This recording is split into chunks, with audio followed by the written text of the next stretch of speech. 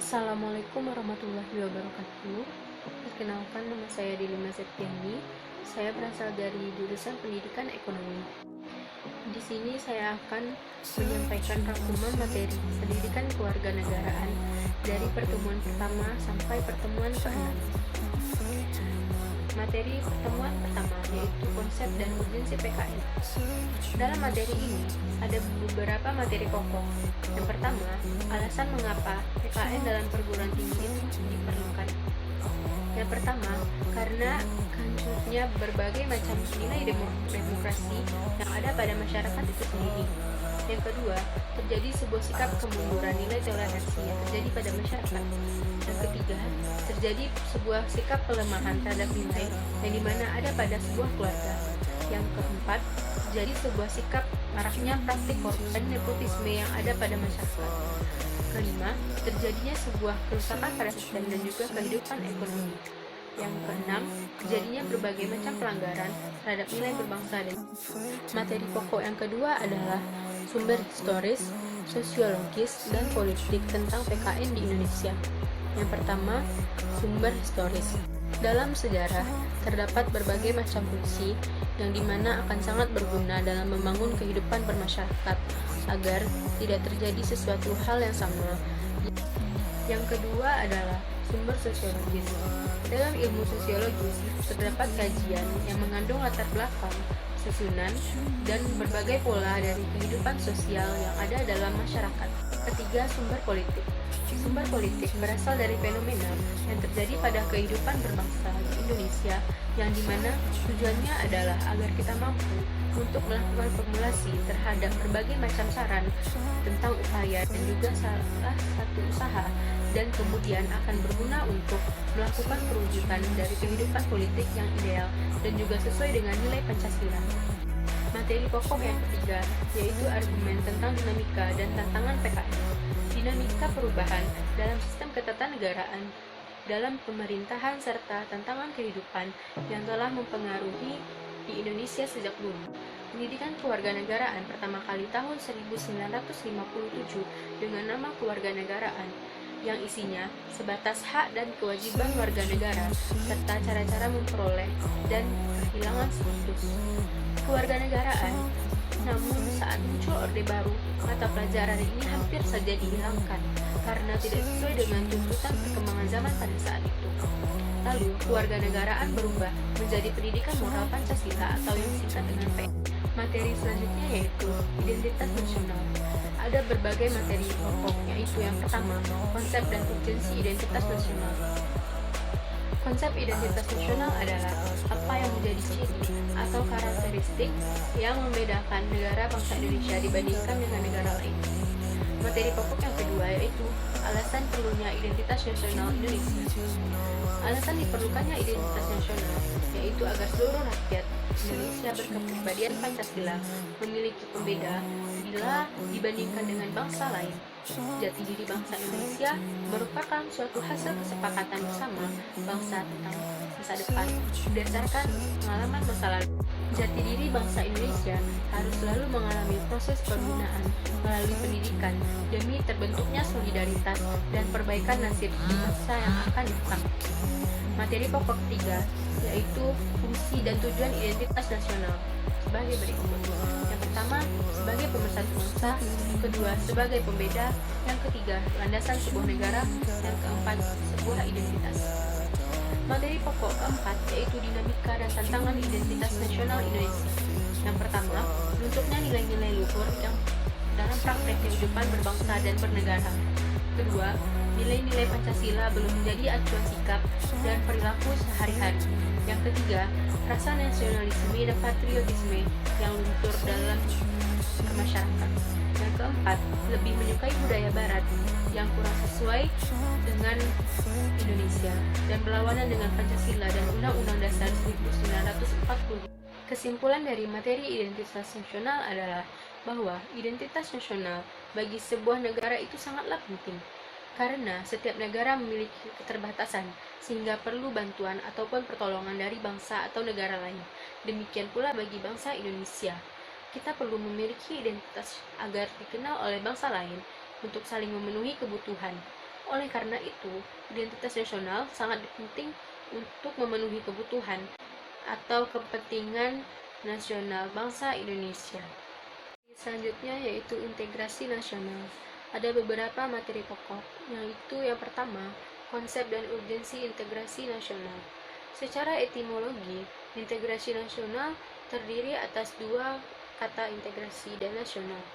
Berdasarkan artinya, integrasi dapat diartikan sebagai pembauran hingga menjadi kesatuan yang utuh atau bulat.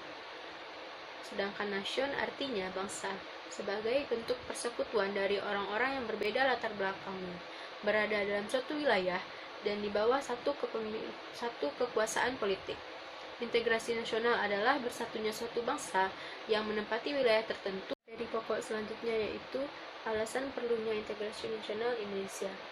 Integrasi nasional penting untuk diwujudkan dalam kehidupan masyarakat Indonesia, dikarenakan Indonesia adalah negara yang masih berkembang, atau dapat dikatakan sebagai negara yang masih mencari jati diri.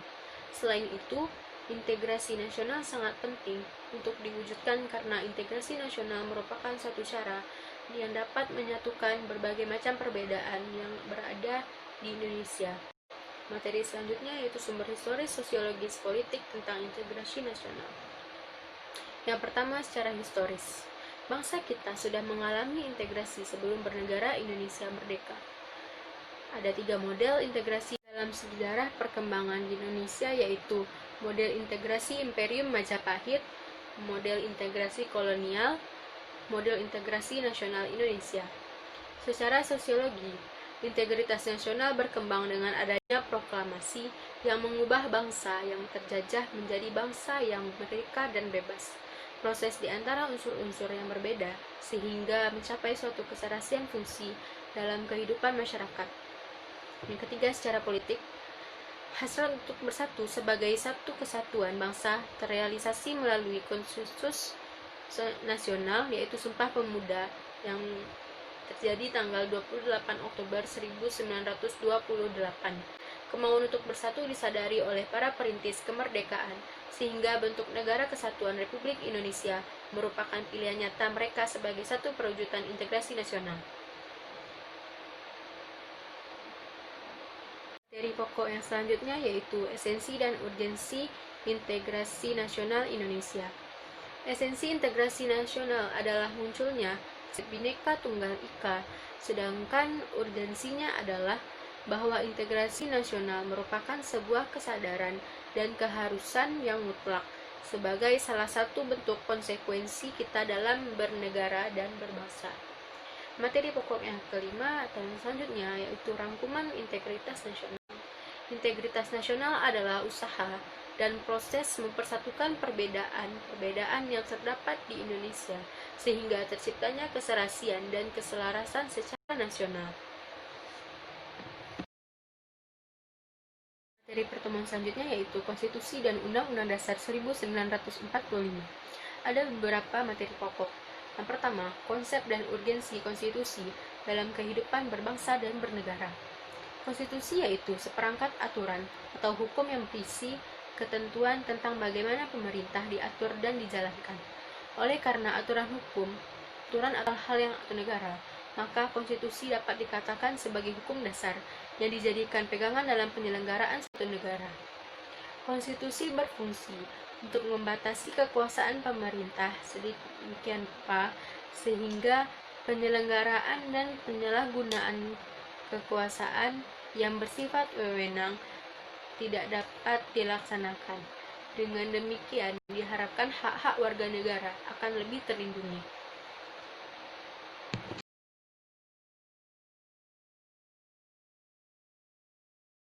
Materi pokok yang kedua yaitu alasan perlunya konstitusi dalam kehidupan berbangsa dan bernegara.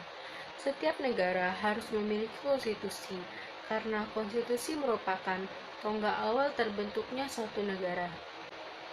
Materi ketiga itu sumber historis, sosiologis, politik tentang konstitusi dalam kehidupan berbangsa dan bernegara. Yang pertama itu sumber historis. Sejarah tentang perjuangan dan penegakan hak-hak dasar manusia sebagaimana terumus dalam dokumen-dokumen sejarah seperti Magna Carta di Inggris, Bill of Rights, dan Declaration of Independence dalam sejarah Amerika Serikat.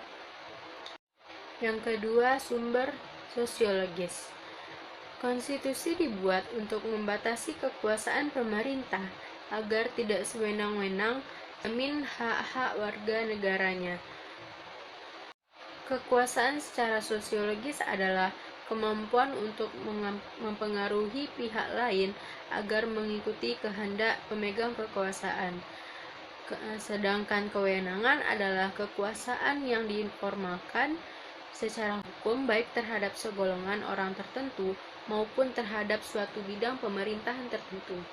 Yang ketiga itu sumber politik. Sebagai kepala negara, presiden adalah simbol resmi negara Indonesia di dunia dalam menjalin hubungan untuk melaksanakan tugas-tugas pemerintahan. Dari pokok selanjutnya yaitu argumen tentang dinamika dan tantangan konstitusi dalam kehidupan bernegara dan berbangsa. Konstitusi di Indonesia yang berlaku hingga saat ini adalah Undang-Undang Dasar 1945 yang berlaku mulai 5 Juli 1959 yang merupakan konstitusi tertulis.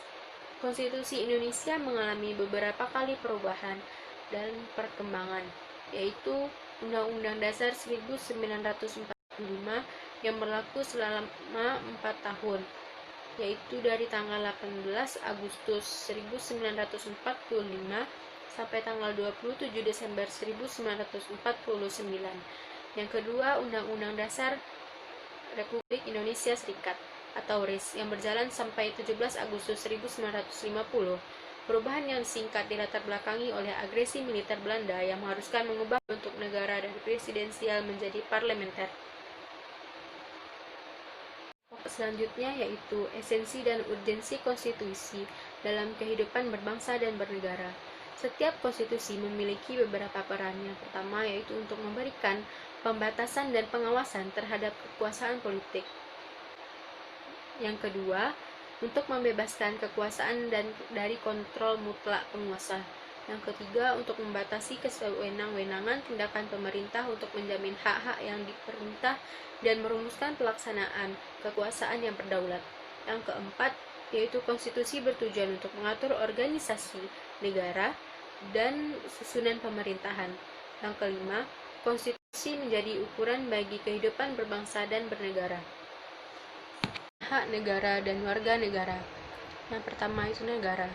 Negara memiliki hak, yaitu negara berhak untuk dipatuhi serta ditaati berupa peraturan yang telah ditetapkan pemerintah dan sesuai hukum dalam keadaan apapun. Negara menguasai bumi, air, serta kekayaan yang terkandung di dalamnya untuk digunakan sebesar-besarnya untuk memenuhi kebutuhan masyarakat dari negara tersebut. Yang kedua, hak warga negara yang tercantum dalam Undang-Undang Dasar 1945. Yang pertama itu terdapat dalam pasal 27 ayat 2, pasal 27 ayat 3, pasal 29 ayat 2, pasal 30 ayat 1, dan pasal 31 ayat 1. Kewajiban warga negara yang tercantum dalam Undang-Undang Dasar Negara Republik Indonesia. Sedangkan kewajiban warga negara tercantum dalam Undang-Undang Negara Republik Indonesia tahun 1945.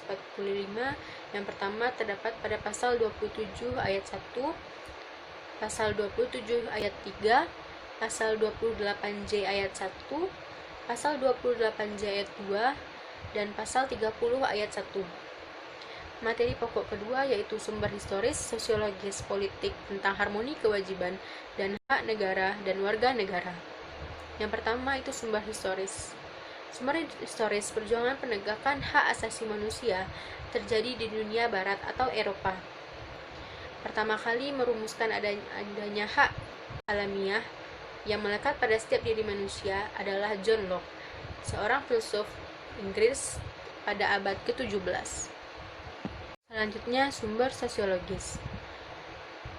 Munculnya karakter buruk yang ditandai kondisi kehidupan sosial budaya kita yang berubah sedemikian drastis dan fantastis. Bangsa yang sebelumnya dikenal penyabar, ramah, dan penuh sopan santun, menjadi bangsa yang pemarah, suka mencaci, pendendam, perang antar kaum, dan tingkat kekejaman yang sangat biadab. Bahkan yang lebih tragis, anak-anak kita yang masih duduk di bangku sekolah dasar pun sudah saling menyakiti. Yang ketiga yaitu sumber politik. Sumber yang mendasari dinamika kewajiban dan hak negara dan warga negara Indonesia adalah proses dan hasil perubahan Undang-Undang Dasar Negara Republik Indonesia tahun 1945 yang terjadi pada era reformasi. Selanjutnya yaitu contoh-contoh praktik kewarganegaraan. Yang pertama, persatuan dan kesatuan. Yang kedua, toleransi. Yang ketiga, gotong royong. Yang keempat, rela berkorban. Dan yang kelima, kooperasi. Semua contoh-contoh tersebut terdapat dalam kehidupan kita sehari-hari. Baiklah, hanya itu yang dapat saya sampaikan. Lebih dan kurangnya saya mohon maaf. Billahi taufiq wal hidayah. Assalamualaikum warahmatullahi wabarakatuh.